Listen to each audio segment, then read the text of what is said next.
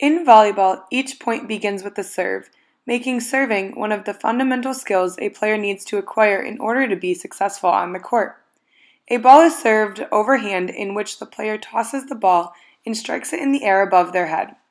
The ball travels across the net and is passed by the opposing team. An effective serve can score points and disrupt the opposing team's offense.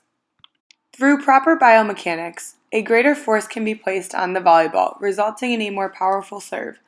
If the volleyball is served with more force, the velocity will increase, making the serve more difficult for the opposing team to pass. A weaker serve allows a team to have a perfect service pass, creating an opportunity for a point to be scored. Good or bad serving in volleyball can be critical for determining the outcome of the game. It is an extremely important skill, and with proper technique and aggression, it puts a team at an advantage to winning the match. To help demonstrate the upper limb biomechanics of a serve is Olivia Gormley. Olivia is an All-American collegiate volleyball player here at Michigan Tech.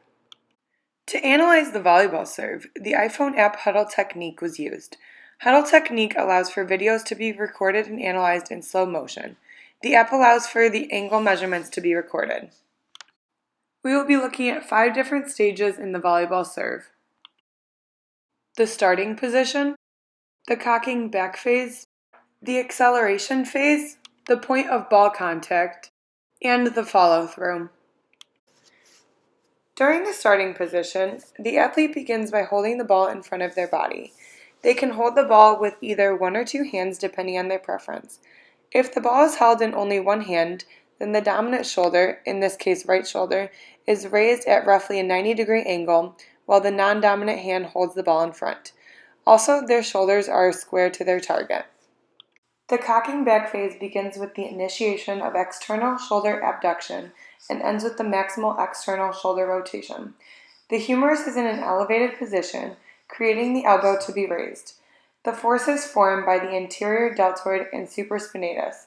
The infraspinatus and teres minor also help to externally rotate the humerus. There is an increase in subscapularis, teres major, latissimus dorsi, and pectoralis major wall muscles in order to protect the shoulder from the risk of anterior subluxation.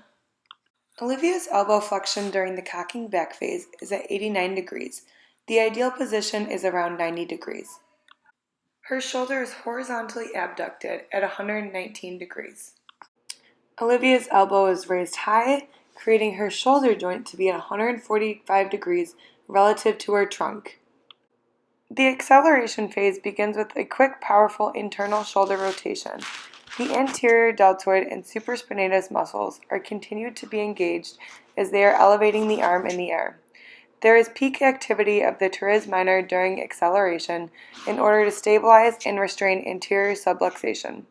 The inner and outer anterior wall muscles, including subscapularis, teres major, latissimus dorsi, and pectoralis major, all reach peak activity in order to internally rotate the shoulder and adduct the joint. Olivia is showing proper form with a high elbow and elbow flexion at 77 degrees. The shoulder joint is 173 degrees relative to the trunk. At this point, the shoulder is horizontally abducted at 140 degrees. This is greater than the cocking back phase, as you want the elbow to be as close to the head as possible. There is potential energy in the ball when it is in the air at the peak of its release. At the point of ball contact from the athlete to the ball, kinetic energy occurs on the ball. If the body has a greater power and velocity when making contact with the ball, then there will be a greater kinetic energy placed on the ball, leading to a more powerful and fast serve. At this point, the acceleration phase transitions into a deceleration phase. At the point of ball contact, the shoulder is flexed at 132 degrees relative to the trunk. This is to keep the ball in front so there is control of the serve. It is important that an athlete has a strong, firm wrist when making contact. Therefore, Olivia's wrist is at 180 degrees. At this time, there is 125 degrees of flexion in the elbow. The horizontal abduction is at 165 degrees, as you want to hit the ball as close to your midline as possible. During the follow-through of the serve and deceleration, the upper limb begins to slow down in a controlled manner. The remaining kinetic energy that was not placed on the ball is used. The anterior deltoid and supraspinatus muscles decrease activation gradually. The infraspinatus and teres major are utilized to provide a stabilizing force in the glenohumeral joint. The arm swings down across the body. Shoulder injuries are very prevalent in volleyball and other overhead athletes. Some risk factors for shoulder problems are pre-existing injuries, technical errors, level of strength and conditioning, and underlying anatomy. The substantial shoulder abduction and horizontal adduction at ball contact during volleyball may be a risk factor for subacromial impingement or labral damage.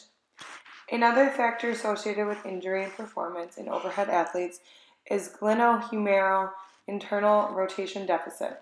Using proper form and good biomechanics will decrease the risk of injury and allow for better performance.